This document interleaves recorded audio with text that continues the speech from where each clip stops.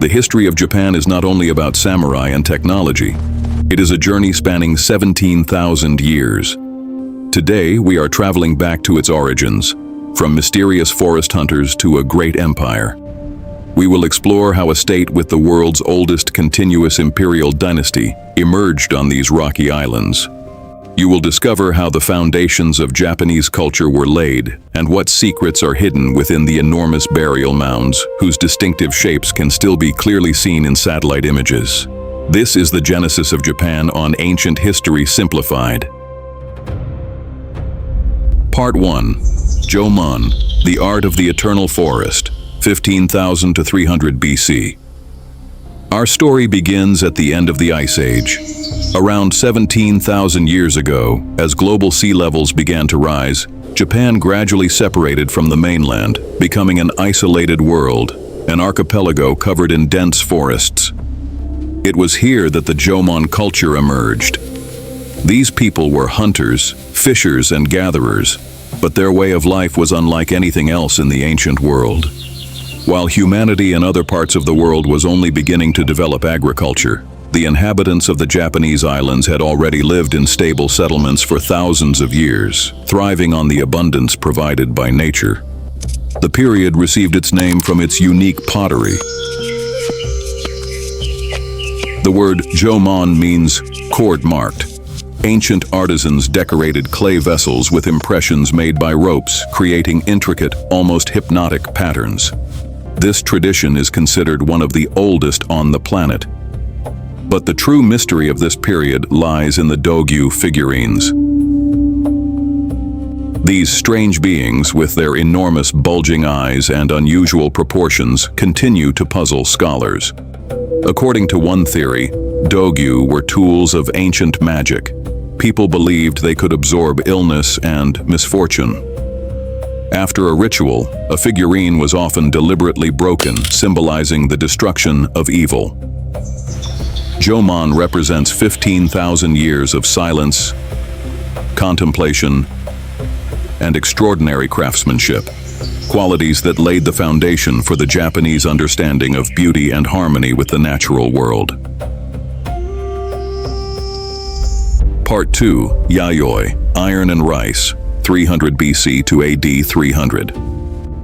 Around 300 BC, the peaceful Jōmon way of life was disrupted. Migrants began arriving on the islands from the Korean peninsula, bringing a technological revolution with them.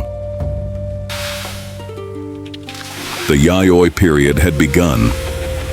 Imagine two realities colliding. The forest artisans of Jōmon confronting people who brought bronze, iron, and, most importantly, wet rice cultivation. Rice completely transformed the structure of society. While hunting and gathering were largely individual activities, cultivating rice required enormous collective effort. People had to build irrigation channels together, drain wetlands, manage the distribution of water, and protect their harvests from neighboring communities. This gave rise to the first organized communities with clearly defined hierarchies.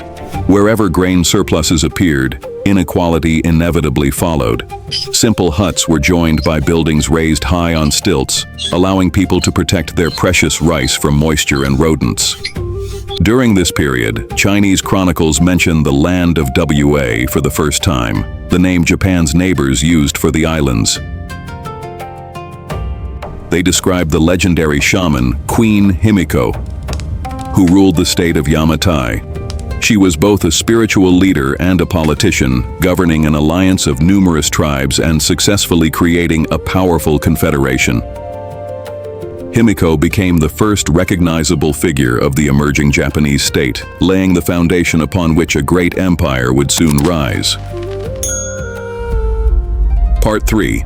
Kofun, the Age of Giants, AD 300 to 538. By the 4th century, the center of power had firmly shifted to the Yamato region.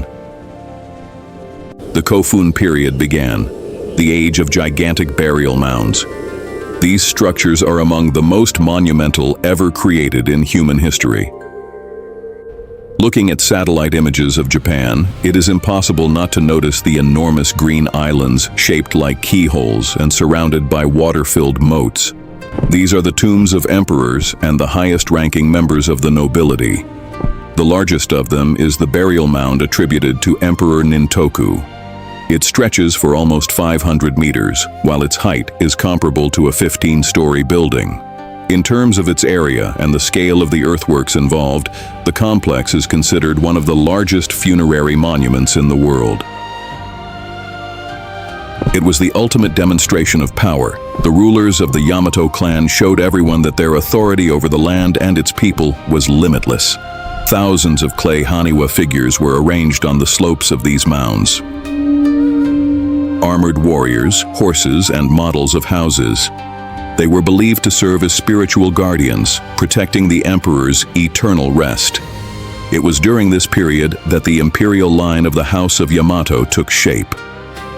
Traditionally regarded as the world's oldest continuous ruling dynasty, it survives to this day as a symbol of the Japanese state. Part 4. Asuka, a cultural breakthrough, AD 538 to 710. In AD 538, an event occurred that divided Japanese history into a before and an after. Buddhism officially arrived on the islands. Alongside the new religion came the widespread adoption of Chinese writing, advanced methods of government, philosophical ideas, and distinctive architecture. The Asuka period became an age of great synthesis. Its key figure was Prince Shotoku, one of the greatest reformers in Japanese history. In AD 604, he issued the famous 17-article constitution. It was not simply a collection of laws, but a moral code for the nation in which harmony, WA, was proclaimed the highest value. Japan began consciously adopting the greatest achievements of its neighbors while adapting them to its own character. The Taika reforms followed in AD 645, transforming a loose alliance of clans into a centralized empire with an organized system of taxation and government administration. By AD 710, when Japan's first permanent capital was established in the city of Nara, the country had acquired the form that we recognize today. The history of Japan is a journey spanning 17,000 years, from the first masters of clay to a great empire. And although its modern megacities may look futuristic, they rest upon state traditions that have continued for more than 16 centuries. Ancient Japan did not disappear. It became the foundation of modern Japan. Everything we value in the country today, its respect for tradition, refined aesthetics, and pursuit of harmony, was born during those distant eras. Thank you for taking this journey with us.